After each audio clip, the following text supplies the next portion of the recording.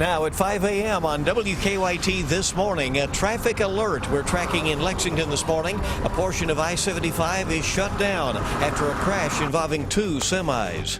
The search is on for a Lincoln County man police say is dangerous and wanted out for felony warrants. And we're looking for more storms in the forecast later on today. We're looking for a flood watch too. There's a lot going on with this forecast. Very active weather pattern, and we'll get right into it coming up next.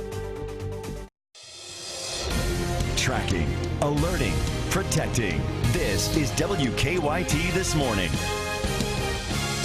Well, good morning to you and welcome to WKYT This Morning on your Thursday. I'm Bill Bryant. And I'm Rebecca Smith. Today is yet another first alert severe weather day. For days now, Kentucky's been getting record amounts of rainfall. Unfortunately, Micah says it's not ending. Right. In fact, it could get even tougher later today. Let's go to him now at our First Alert Weather Center. Good morning. Hey, good morning, guys. Yeah, third straight day that we're going to be seeing the possibility of severe storms. Not just severe storms, but flooding potential, too. There's a lot going on. Not this morning. It's pretty calm and quiet. That front's still back toward the west, and it will be streaming our direction later on today. So expect it mainly during the afternoon and through the nighttime hours. Flash flood watch in effect for every single person in our viewing area until tomorrow morning. So look for those high water issues as we track through the next 24 hours. Temperatures in the 60s, close to 70 degrees in some spots this morning. We'll be right around 80 this afternoon. Strong to severe storms possibly again today. We'll take you into your latest details in just a few minutes. All right, see you then. Thank you. Well, as we've been saying, Central Kentucky had a lot of rain over the last week. Some folks tell us all they can do is prepare for future storms while cleaning up current ones. Yeah, we talked to some folks over in Scott County who tell us that they are moving their belongings to higher ground and building water barriers as well. WKYT's Hillary Thornton is live in Scott County with a look at the damage and the preparations. Good morning, Hillary. Good morning. Many people here say that it seems like it has been nearly a week of just constant rainfall, and they are now preparing after experiencing some problems following Friday's storm. Homeowners who experienced flooding took precautions before yesterday's rain arrived by building rock piles, moving their vehicles to higher ground, putting pictures and other keepsakes up high, all in case they are forced to evacuate once again. Now, all of this flooding and the worry that comes along with it has some of them second guessing where they live. I don't know what to think about it. I'm thinking about moving, to tell you the truth. Seriously. Now, others say they're not going to let these flooding issues force them from where they call home, and they say they will just keep doing whatever they have to deal with all the rain. In Georgetown, Hillary Thornton, WKYT. All right, the report there. Be cautious and prepared as the day goes along. 5:03, our time right now. On Friday, of course, we know that the rain took a tragic turn for Lexington families. We first told you on that day, strong winds knocked a tree onto a tent in Powell County, killing a mother. And we spoke to 4 teenagers who were camping nearby and who were the first people to try to help the family. 45-year-old Catherine Carlson was killed. Her husband, Brian, was badly hurt. Teenagers Brennan Ball, Henna Khan, Courtney Cox, and Caleb Garrison ran to help the couple and their 3 kids.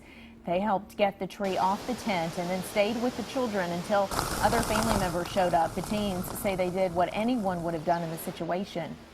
You can't complain about the fact that it's pouring rain and your feet are sloshy and gushy. You can't just be like, oh, there's blood, I can't touch it, I'm afraid.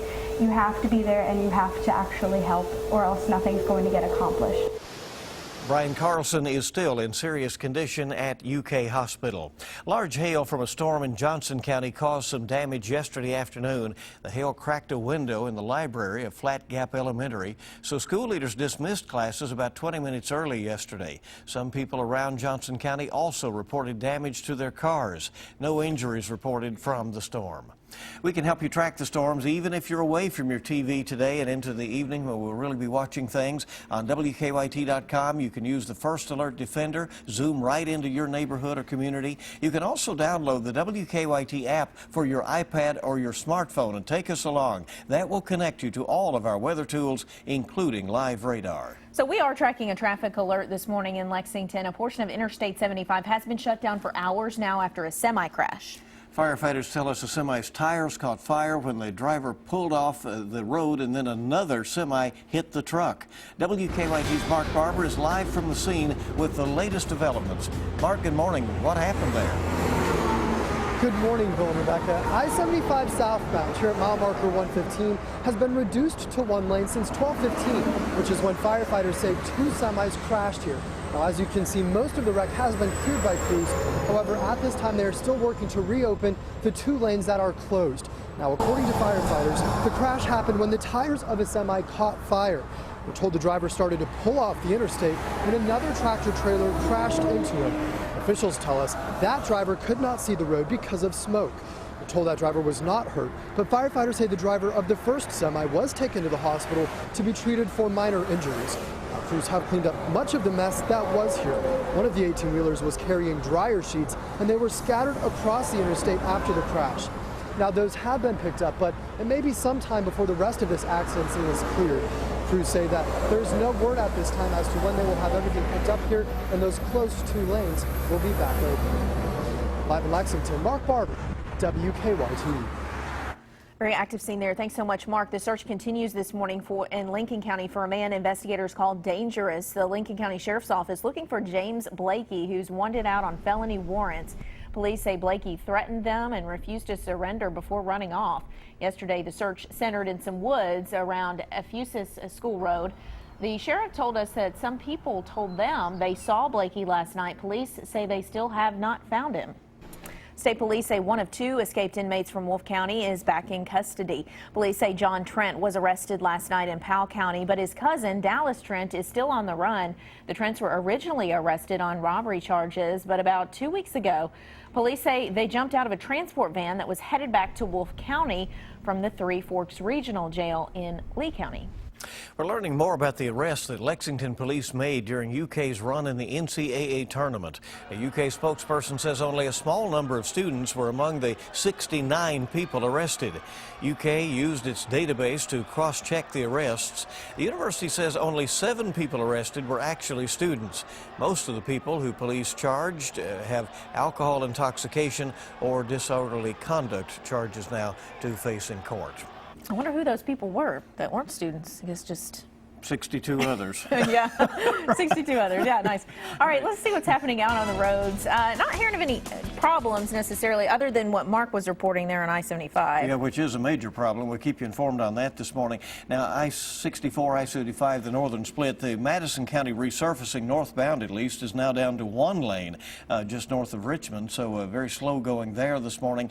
Use caution if you're headed out. Throughout the day, of course, we have those changing weather conditions, and everybody will need to stay alert to that as well. Good to have you along on WKYT this morning. We're just getting started on your Thursday as we sort of start to roll toward the weekend now. It is National Robotics Week. Folks in Silicon Valley kicked it off in high-tech style. We'll show you some of the robot block party attendees in a few minutes. And if you've got a late-night hankering for Taco Bell, but you don't want to leave your home, Taco Bell might have a solution for that. We'll tell you some details coming up in your Consumer News. And we're looking across the way. It's pretty calm this morning, but we're really focused back toward the west as we look for that piece of energy to slide on in later on today. Break down the timing of this forecast coming up.